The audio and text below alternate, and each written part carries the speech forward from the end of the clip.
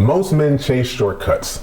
But what if I told you that the ultimate cheat code isn't about running game, it's becoming the type of man that doesn't have to? Today I'm going to break down why your gentleman confidence is the ultimate gentleman code in dating, business, and in life, and why most men never tap into it. Ready? Let's go.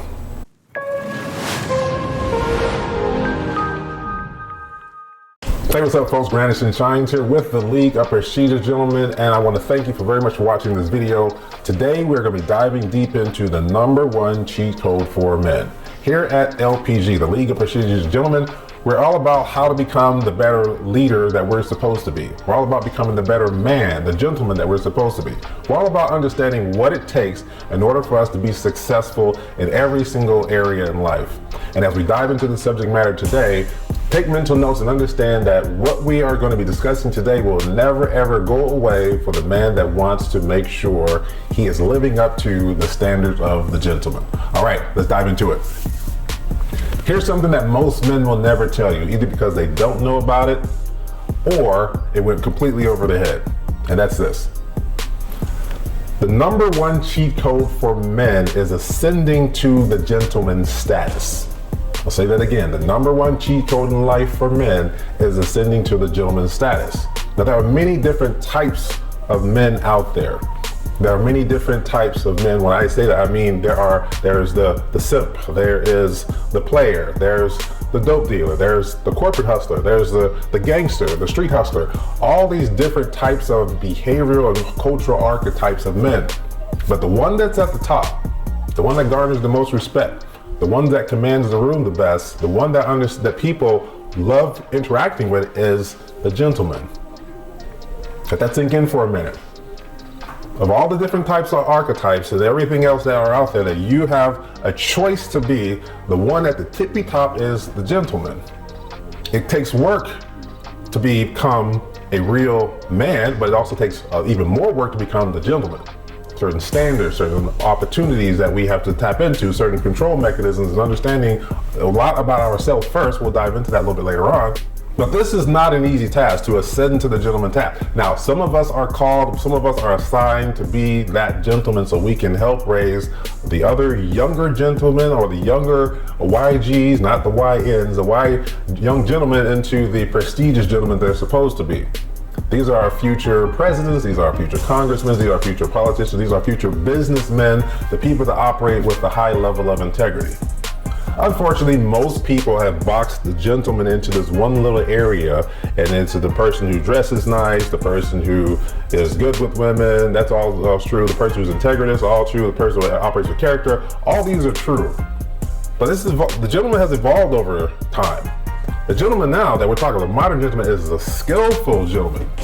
This guy is smart. And in fact, stay with me. I'm going to talk to you at the end of the video. Before it ends, I'm going to talk to you about and give you 3 areas where smart gentlemen are now focusing on to understand how to operate in life. We'll talk about those 3 skill sets that you must have at a masterful level in order to be successful in life. So we talk about gentleman status. Now, gentleman confidence is the ultimate cheat code. That's the ultimate advantage. So we take the gentleman status, we dive down 1 layer, we talk about gentleman confidence.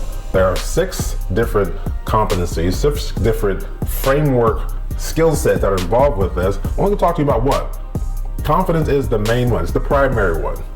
All the other ones are very, very apropos as well in order to be successful in life, but the confidence is the one that takes a lot of work. It takes a lot of internal work so that you can exude this and project the right confidence at your core, not on the surface level. This is something that when you master, it's ingrained with every fiber, ingrained with every cell in your body, and that is the important aspect. So let's answer the question, what is gentleman confidence?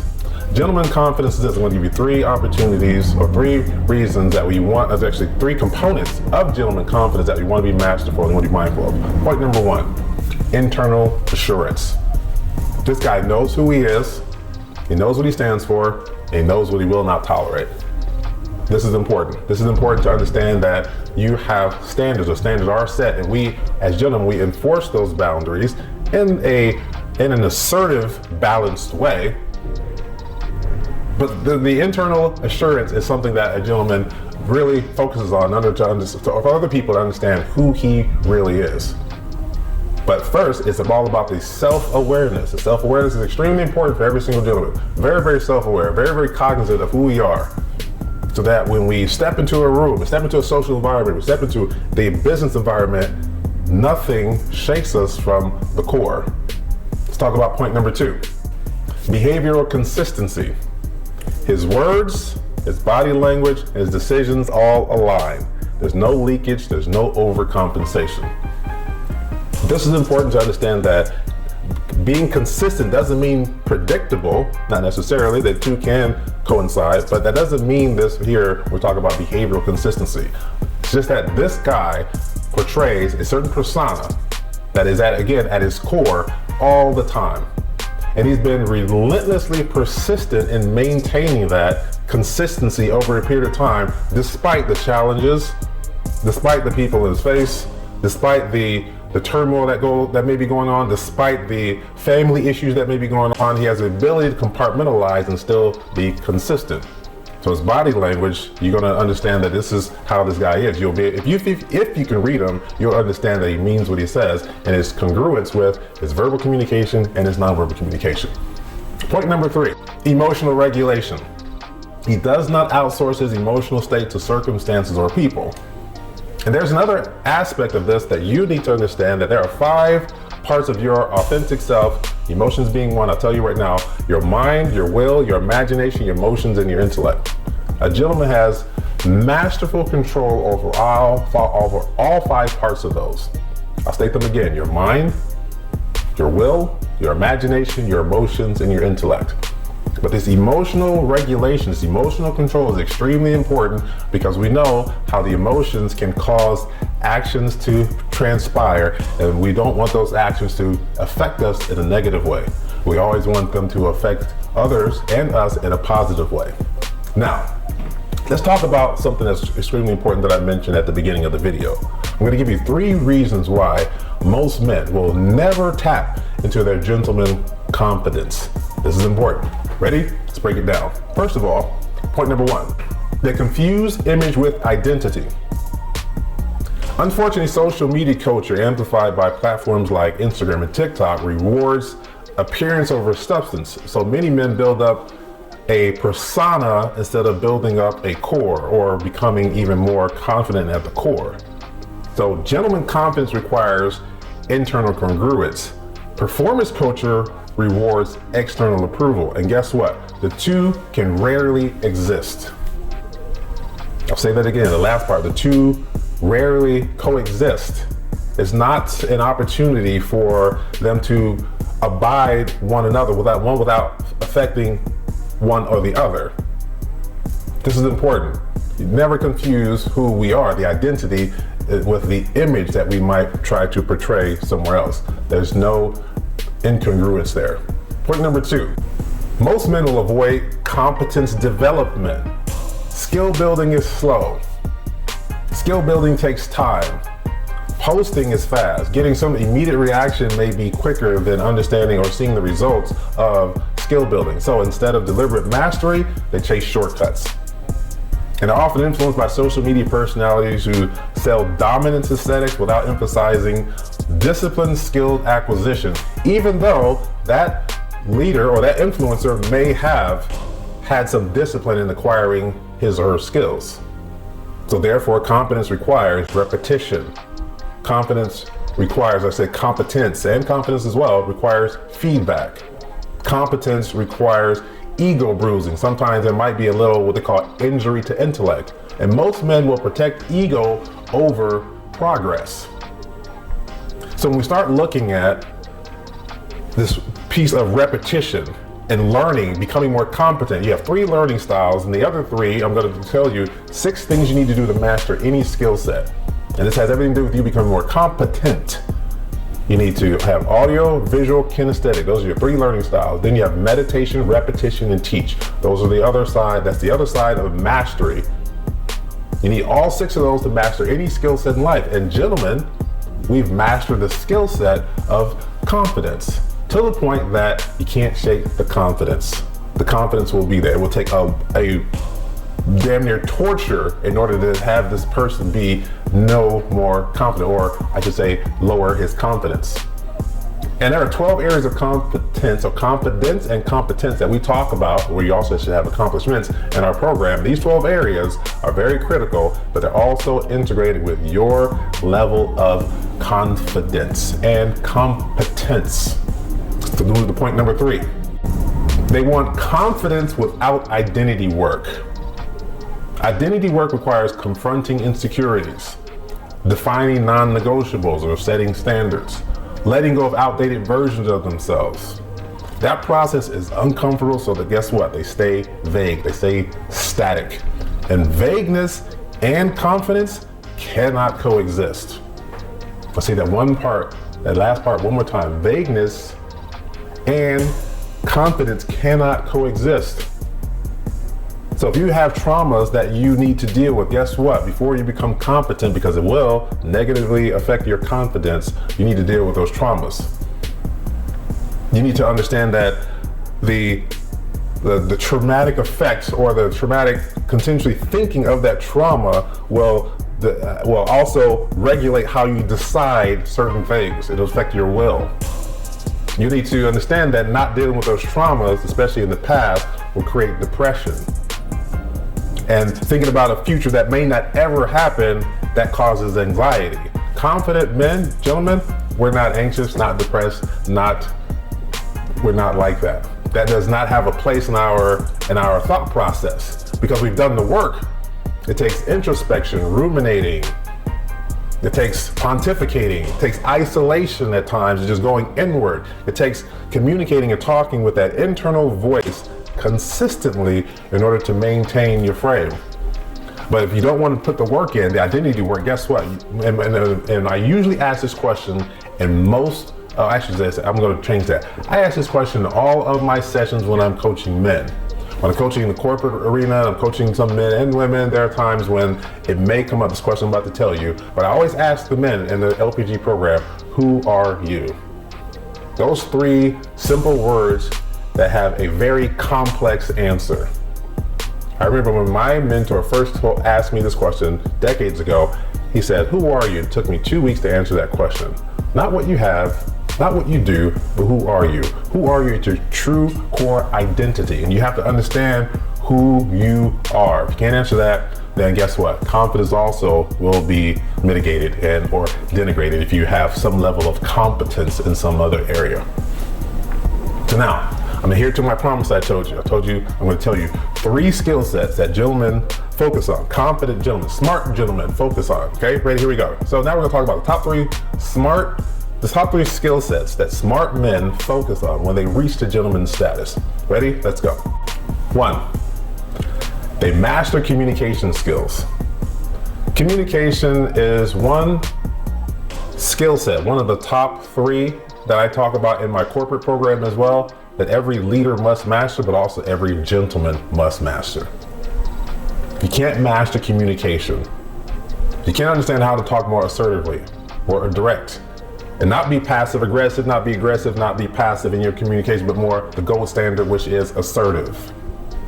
If you don't understand how to approach certain situations as the asserter versus the aggressor, the passive aggressor, and the passive person, guess what? Again, gold standard, the asserter.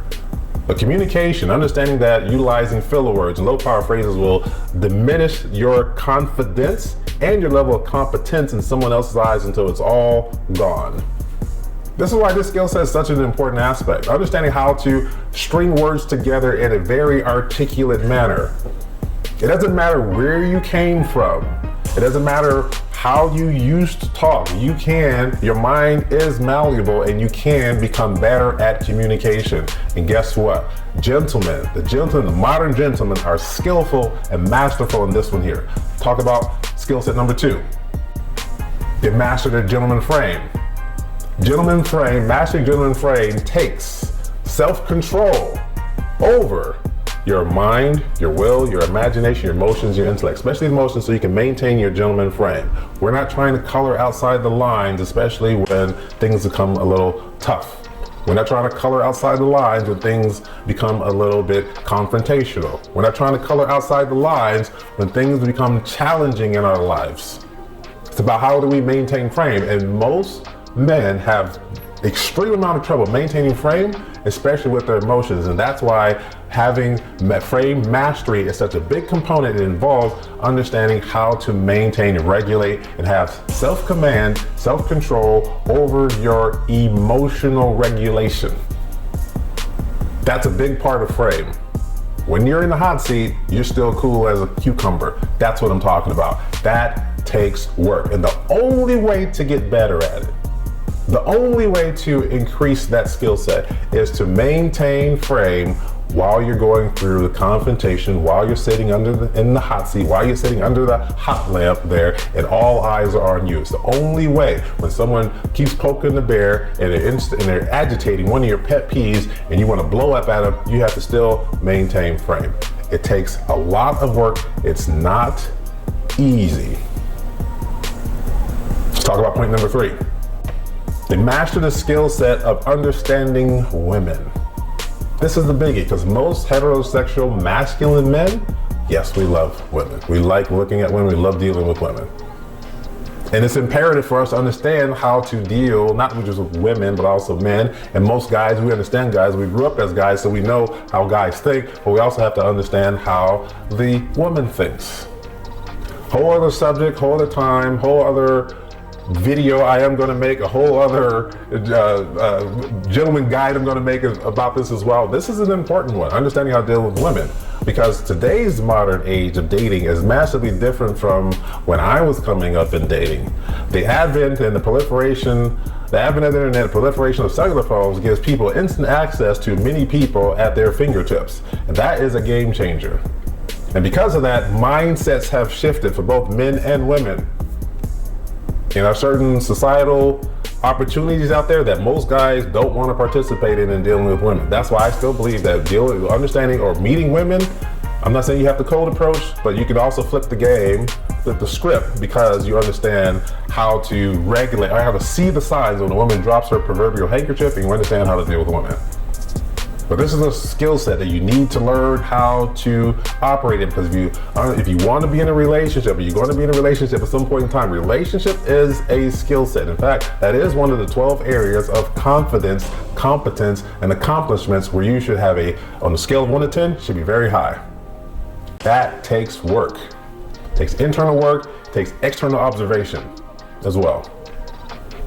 So, that being said, remember the cheat code. The number one cheat code that we have as men is our confidence. It's a massive subject. If you enjoyed the video, do me a favor, click the like button, make sure this gets out into the algorithm, make sure wherever you're watching it, do share it with someone, do share it with one of your boys, or share it with your wolf pack, anybody that needs to understand how to become more confident as a gentleman. So we're all about the skillful gentleman here. As you see right here, join the League of Prestigious Gentlemen. We are a movement, and the movement is all about improving as men. We have a private Facebook group that's just for men, where we talk about these kinds of conversations even more internally.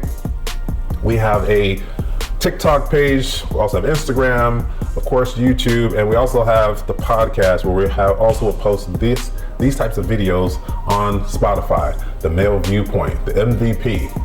So again, thank you very much for watching this video. It's Grandison Shines with the League of Prestigious Gentlemen. Until next time, let's work on your confidence. Join the private Facebook group that's just for men, and I'll see you on the inside. Talk to you later. Bye.